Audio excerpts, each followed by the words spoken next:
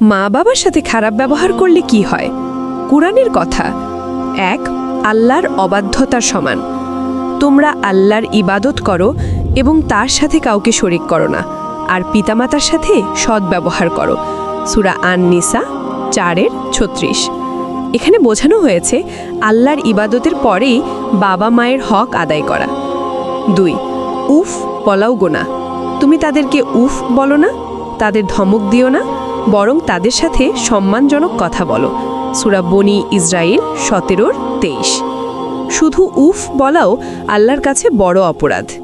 ৩ শাস্তি দুনিয়াতেই আসে। মানুষকে তার পিতামাতার প্রতি সদাচরণ করার নির্দেশ দিয়েছি, কিন্তু যদি তারা তোমাকে আমার সাথে শরিক করতে বাধ্য করে তবে মান্য করো না। সূরা লোকমান ৩১:১৪-১৫। মান্য না করলেও খারাপ ব্যবহার করার অনুমতি নেই। ৩ আমিন বলেছি। একবার রাসূল বললেন, ধ্বংস হোক সে ব্যক্তি যার পিতামাতা বা অথবা তাদের একজন বার্ধক্যে পৌঁছে তবুও সে জান্নাত অর্জন করতে পারল না। সহিহ মুসলিম। ৪ আল্লাহর সন্তুষ্টি পিতার সন্তুষ্টিতে। রাসূল বলেন, আল্লাহর সন্তুষ্টি নিহিত আছে পিতার সন্তুষ্টিতে, আর আল্লাহর অসন্তুষ্টি নিহিত আছে পিতার অসন্তুষ্টিতে। তিরমিজি। ৫ অবাধ্য সন্তানের দোয়া কবুল হয় না।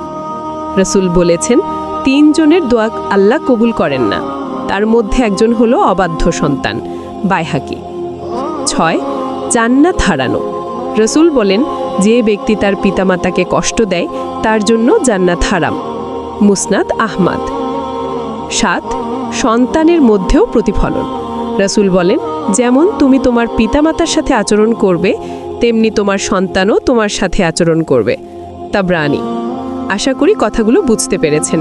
আসসালামু আলাইকুম, ভালো থাকবেন। আমার চ্যানেলটি যদি ভালো লাগে তাহলে সাবস্ক্রাইব করে দিবেন। ধন্যবাদ।